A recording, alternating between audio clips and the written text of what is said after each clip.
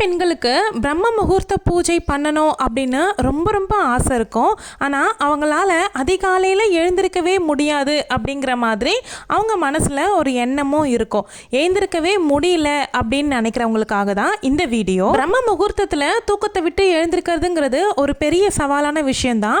அதுலேயும் இந்த மார்கழி மாத பிரம்ம முகூர்த்தம் அப்படிங்கிறது நமக்கு ரொம்பவுமே சோம்பலும் தூக்கமும் சேர்ந்தே இருக்கும். எழுந்திருக்கிறது ரொம்ப ரொம்ப சிரமமான விஷயம்தான். ஸோ அப்படி இருந்தாலும் கூட நம்ம ஈஸியாக பிரம்ம முகூர்த்த பூஜைக்காக நம்ம பிரம்ம முகூர்த்தத்தை எப்படி பயன்படுத்திக்கலாம் அப்படிங்கிறது தான் இந்த வீடியோவில் நம்ம முழுசாக பார்க்க போகிறோம். பிரம்ம முகூர்த்தத்தில் எழுந்திருக்கிறதுக்கு என்னென்னலாம் டிப்ஸ் இருக்குது அப்படின்னு நான் உங்களுக்கு சொல்கிறேன். மாதம் 16ஆம் தேதி மார்கழி மாதம் தொடங்க இருக்குது. அதற்கு முன்னாடி நாளான 15ஆம் தேதியிலேருந்து 48 நாள் முருகனுக்கு தைப்பூச விரதமும் தொடங்க இருக்கிறேன். அதனால் மார்கழி ப்ளஸ் 48 நாள் தைப்பூசம் ரெண்டுமே சேர்ந்து நான் இருக்க போகிறேன் அப்படிங்கிறதுனால நான் இந்த பிரம்ம முகூர்த்தத்தை தேர்ந்தெடுத்துக்கிட்டேன். நான் எப்படியெல்லாம் எந்த மாதிரியெல்லாம் டிப்ஸை யூஸ் பண்ணி பிரம்ம முகூர்த்தத்தில் எழுந்திருப்பேன் அப்படிங்கிறது தான் உங்களுக்கு ப்ராக்டிக்கலான ஒரு டிப்ஸ் தான் நான் கொடுக்க போகிறேன். அதனால் கண்டிப்பாக இது உங்களுக்கு ஒர்க் அவுட் ஆகும். முதல்ல பிரம்ம முகூர்த்த நேரம் பற்றி பார்த்துடலாம். அதிகாலையில் 4 மணிலேருந்து 5:30 மணி வரைக்கும் பிரம்ம முகூர்த்த நேரம். நம்ம எல்லாருக்கும் இந்த நேரம் எப்படி பிரம்ம முகூர்த்தமோ அதே மாதிரி தேவர்களுக்கும் ரிஷிகளுக்கும் மார்கழி மாதம் அப்படிங்கிறது பிரம்ம முகூர்த்தமான நேரம்.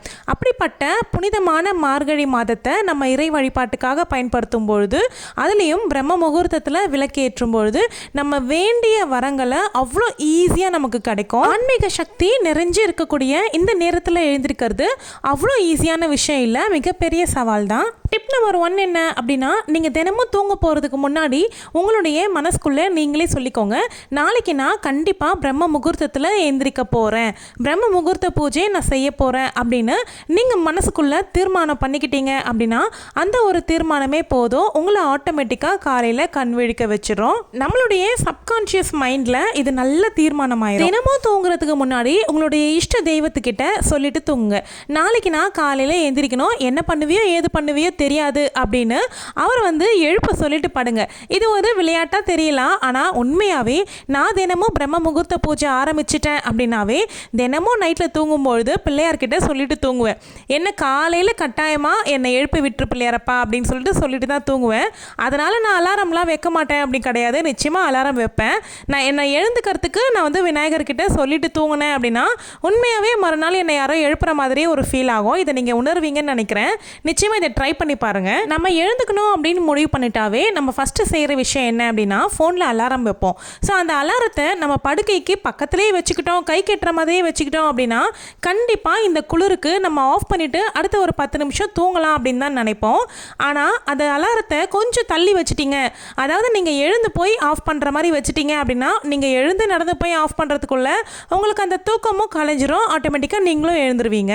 அலாரத்தை பக்கத்திலே வச்சுக்கும்பொழுது ஸ்னூஸ் பட்டனை அடிக்கடி போட்டு விட்டுட்டு நம்ம பாட்டுக்கு மறுபடியும் தூங்குவோம். ஸோ அதனால் ஸ்னூஸ் பட்டனுக்கு குட் பை சொல்லிவிட்டு எழுந்து போய் அலாரத்தை ஆஃப் பண்ணி எழுந்தே ஆகணும் அப்படிங்கிற மைண்ட் செட்டுக்குள்ளே வாங்க. எழுந்த உடனே உங்களுக்கு தூக்கம் கலையாத மாதிரியே தான் இருக்கும். நீங்கள் என்ன பண்ணுங்கள், ஒரு டம்ளர் தண்ணியோ குடிச்சிங்க அப்படின்னா உண்மையாகவே உங்களுடைய பிரெயினுக்கும் உங்களுடைய உடம்புக்கும் ஒரு புத்துணர்ச்சி கிடைச்ச மாதிரி இருக்கும். உடனே உங்களுடைய தூக்கமும் உங்களை விட்டு போயிடும். அதே மாதிரி எழுந்த உடனே உங்களுடைய ஃபோனை பார்க்காதீங்க, உங்களுடைய நெட்டை ஆன் பண்ணிவிட்டு சோஷியல் மீடியா உள்ள போயிட்டீங்க அப்படின்னா உங்களுடைய பிளானே சொதப்பிடும். உங்கள் பிரம்ம முகூர்த்தத்தை உங்கள் ஃபோன் சாப்பிட்றோம். அதனால் எழுந்த உடனே உங்களுடைய நெட்டை ஆன் பண்ணவே பண்ணாதீங்க. ஃபோனை பார்க்குற பழக்கத்தையும் விட்டுருங்க. உங்களுடைய வேலைகள் மேலே கான்சன்ட்ரேட் பண்ணீங்க அப்படின்னா உங்கள் பிரம்ம முகூர்த்தத்தை நீங்கள் சூப்பராக பயன்படுத்திப்பீங்க.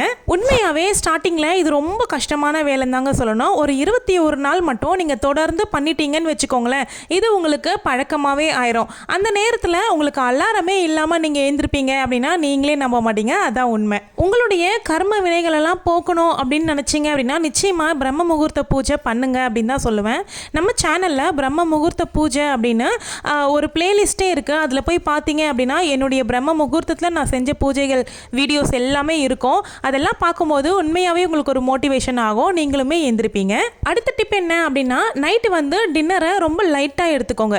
ரொம்ப ஹெவியாக சாப்பிட்டுட்டீங்க அப்படின்னா உண்மையாகவே ஹெவியான சாப்பாடு ஹெவியான தூக்கத்தை தான் கொடுக்கும். ஸோ லைட்டாக நீங்கள் சாப்பிட்டுட்டு படுத்தீங்க படுத்தீங்க அப்படின்னா உங்கள் உடம்பு லேசாக இருக்கும்.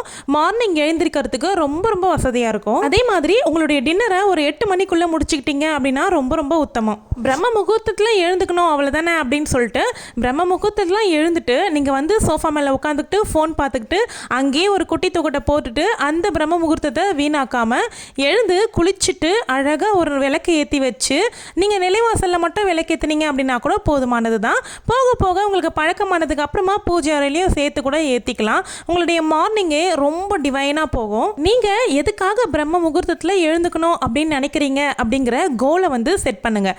உங்களுக்கான வேண்டுதலோ இல்லை உங்களுக்கான அச்சீவ்மெண்ட் கோலோ இதை செட் பண்ணிக்கிட்டு அதுக்கப்புறமா எழுந்திருக்கிறதுக்கு ட்ரை பண்ணுங்கள். கண்டிப்பாக நீங்கள் எழுந்திரிச்சிடுவீங்க, தூங்கவே மாட்டீங்க. உங்களுடைய வாழ்க்கை முழுக்க முழுக்க மாறணும் அப்படின்னா நிச்சயமாக நீங்கள் இந்த பிரம்ம முகூர்த்தத்தை பயன்படுத்துங்க. அதாவது ஏதாவது ஒரு நாள் விட்டுறலாம் அப்படின்னு நினைக்கிறது. இது வந்து தினமும் வந்து பிரம்ம முகூர்த்தத்தில் எழுந்து பூஜையெல்லாம் பண்ணிடுவீங்க. பட் ஞாயிற்றுக்கிழமை வருதுன்னு வச்சுக்கோங்களேன், நம்ம உடம்புக்கு எப்படி தான் தெரியும் அப்படின்னே தெரியாது. இன்றைக்கி ஒரு நாள் மட்டும் விட்டால் என்ன அப்படின்ற மைண்ட் செட்டுக்கு கண்டிப்பாக நம்ம வந்து மனசு சொல்லும். ஆனால் அந்த லீவ் விடுறீங்க அப்படின்னா உண்மையாகவே அது உங்களை சோம்பேறி ஆக்கிடும். மறுநாள் மறுபடியும் நீங்கள் அந்த ரொட்டீனுக்கு வர்றதுக்கு ரொம்ப கஷ்டமாக இருக்கும். அதனால் ஒரு நாள் கூட விதிவிலக்குன்னு ஏற்படுத்தாமல் எல்லா நாளும் பிரம்ம முகூர்த்தத்தில் எழுந்துக்கோங்க. உண்மையாகவே அது குட் ரிசல்ட்டை தான் உங்களுக்கு கொடுக்கும். உங்களுக்கு ஒரு ரூல் நீங்கள் செட் பண்ணிக்கோங்க. இப்போ நீங்கள் பெட்டுக்கு போயிட்டீங்க அப்படின்னா ஃபோன் பார்க்கக்கூடாது அப்படின்னு நினச்சிக்கோங்க. ஃபோன் பார்க்க ஸ்டார்ட் பண்ணிட்டீங்க அப்படின்னா நீங்கள் தூங்குறதுக்கு ஆப்வியஸாக லேட் ஆகும். அப்படி லேட் ஆகும்போது மார்னிங் நிச்சயமாக உங்களால் எந்திரிக்கவே முடியாது. அதனால் உங்களுடைய ரூமில் இருக்க டிவியோ இல்லை லேப்டாப்போ உங்களுடைய ஃபோனோ இதெல்லாமே எடுத்து ஓர வச்சுட்டு எனக்கு தூக்கம் வராது என்ன பண்ணுறது அப்படின்னு நினைக்கிறீங்கன்னா கண்டிப்பாக உங்கள் மனசுக்குள்ளேயே ஏதாவது உங்களுடைய இஷ்ட தெய்வத்தினுடைய நாமத்தை சொல்லிக்கிட்டே இருங்க. இல்லைனா உங்களுடைய மூச்சு காற்று இருக்குது பார்த்தீங்களா, நீங்கள் மூச்சு விடுறீங்கள அதை வந்து நீங்கள் கவனிங்க. நீங்கள் கண்ணை மூடிக்கிட்டே உங்களுடைய மூச்சு சுவாசத்தை நீங்கள் கவனிச்சுக்கிட்டே இருந்தீங்க அப்படின்னா நீங்கள் எப்போ தூங்குறீங்க அப்படின்னே உங்களுக்கே தெரியாது. உடனே என்னால் பிரம்ம முகூர்த்தத்தில் எழுந்துக்கிறது இதெல்லாம் வந்து சாத்தியமே இல்லை அப்படின்னு நினைக்கிறவங்க உங்களுடைய நீங்கள் வழக்கமாக எத்தனை மணிக்கு எழுந்திருப்பீங்களோ அதிலிருந்து ஒரு அரை மணி நேரம், ஒரு 3 நாளைக்கே அரை மணி நேரம் முன்னாடி எழுந்திரிங்க. அதுக்கு அடுத்த 3 நாள் இன்னும் ஒரு அரை மணி நேரம் முன்னாடி எழுந்திரிக்கோங்க.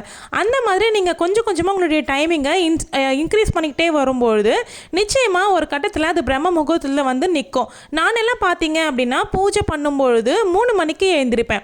என்னுடைய ரெகுலர் டைமே 3 மணிக்கு தான் எழுந்திருப்பேன். ஏன்னா நான் குளிச்சுட்டு ரெடியாகி வரத்துக்கே கிட்டத்தட்ட ஒரு 40 மினிட்ஸ் ஆகும். நான் சுடுதண்ணி வச்சு தான் குளிப்பேன். ஒரு 4:45 மணிக்குள்ளே என்னுடைய பூஜையை முடிக்கிறதுக்கு கரெக்டாக இருக்கும். இந்த மார்கழி மாதத்தில் பிரம்ம முகூர்த்தத்தில் எந்திரிச்சு பாருங்கள். நான் சொன்ன டிப்ஸ் எல்லாமே உங்களுக்கு யூஸ்ஃபுல்லாக இருக்கும் அப்படின்னு நினைக்கிறேன். என்னோட சேர்ந்து யாரெல்லாம் 48 நாள் பிரம்ம முகூர்த்தத்தில் விரதம் இருக்க போகிறீங்க முருகருக்கு அப்படின்னு கமெண்ட்டில் கண்டிப்பாக ஷேர் பண்ணிக்கோங்க. ஏதாவது டவுட்ஸ் இருந்தாலும் கமெண்ட்டில் கேளுங்க. அடுத்து வரக்கூடிய 48 நாளும் மார்கழி மாதத்தினுடைய சிறப்புகளை பற்றியோ தைப்பூசம் விரதம் பற்றியோ நம்ம சேனலில் தொடர்ந்து பார்க்க போகிறோம். அது கூடவே சேர்த்து உங்களுடைய சந்தேகங்களுக்கும் ஒவ்வொரு வீடியோலையும் நான் கண்டிப்பாக விடையளிக்கிறேன். இந்த வீடியோ பிடிச்சா லைக் பண்ணிவிட்டு ஹைப் பண்ணுங்கள். தேங்க்யூ.